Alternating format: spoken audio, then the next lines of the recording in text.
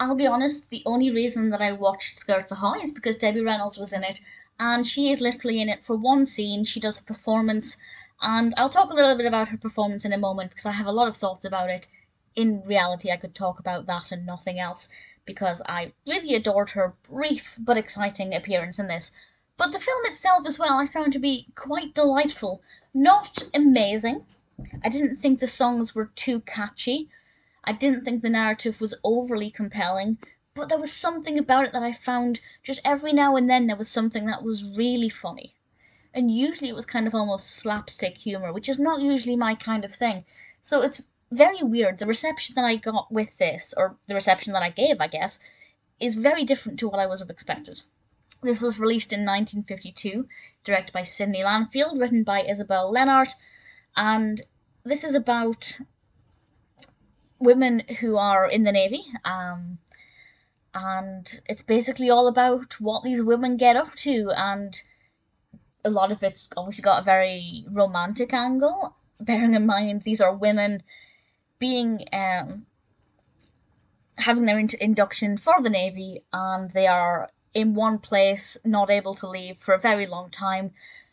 It's just a bunch of women. There are no men around for a lot of it. A lot of this is a very female-led cast, which is quite exciting. That's something that I found to be very thrilling, primarily because a lot of films from this time were either led by males or had a predominantly male cast.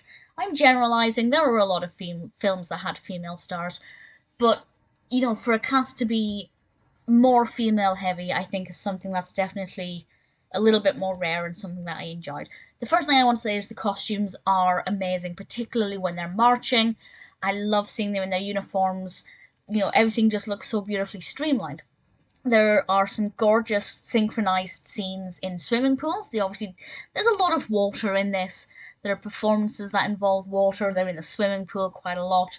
And I think those scenes were beautifully filmed and beautifully choreographed as well.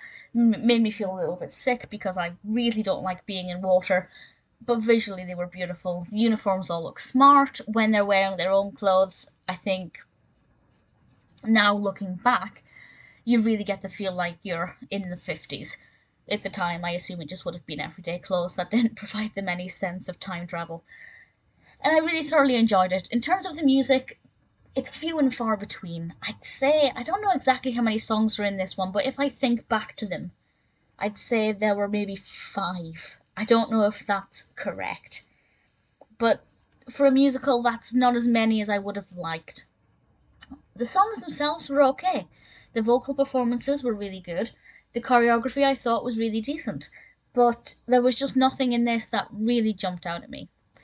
And that doesn't necessarily mean it was a bad thing. It wasn't a bad film. It's not a musical that I'm ever going to rush to see on stage. There was nothing about this that made me desperate to go and see it in the West End or, wherever if they're putting on a production of it. I don't even know if there is a stage version of this. I'd be surprised if there wasn't.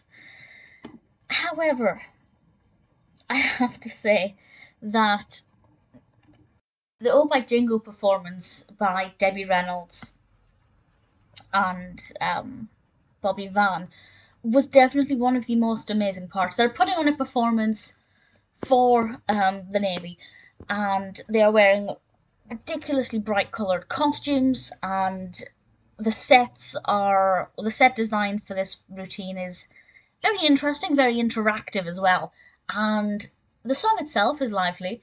The choreography is amazing. Just watching Debbie Reynolds' footwork is brilliant, particularly because she had no formal training until she was signed. She, she wasn't a trained actress. She'd never had dancing lessons. She'd never had singing lessons. And to think that this is the talent that she creates is just wonderful. And I thoroughly enjoyed watching her. There was a point where she kind of made googly eyes. Maybe googly eyes isn't the right word. It wasn't really cross-eyed. She made a facial expression at Bobby Van, and I really thoroughly enjoyed that. And I just thought, as a Debbie Reynolds fan, I was just blown away by the talent in her performance, the movement, because she's had no training. Really, she's a natural talent, raw, natural, amazing Debbie Reynolds. She plays herself, by the way. The character is Debbie Reynolds, and I just thought that as a Debbie Reynolds fan, I love her. I loved it. I thought it was brilliant. But the rest of the film was worth it, even though she wasn't in that. She was in the pull factor. It didn't matter to me that she wasn't in the rest of the film because I enjoyed it. Would I watch it again? I will watch Debbie Reynolds' clip. It is on YouTube. If you don't want to watch the film, still check out the clip. It's not an easy film to find. I've got it on Amazon Prime. I paid for it to rent it on Amazon Prime, but it's really difficult to get hold of otherwise. So it's definitely worth watching if it sounds like your kind of thing and if you like musicals. I'd say watch it at least once. But Debbie Reynolds, Oh by Jingo, I will be watching multiple times. I had a lot of fun with that one. Skirts Ahoy is not amazing. I might not watch it ever again all the way through. But I recommend it, and I'd probably say that I enjoyed pretty much the whole time watching it. It's really not bad.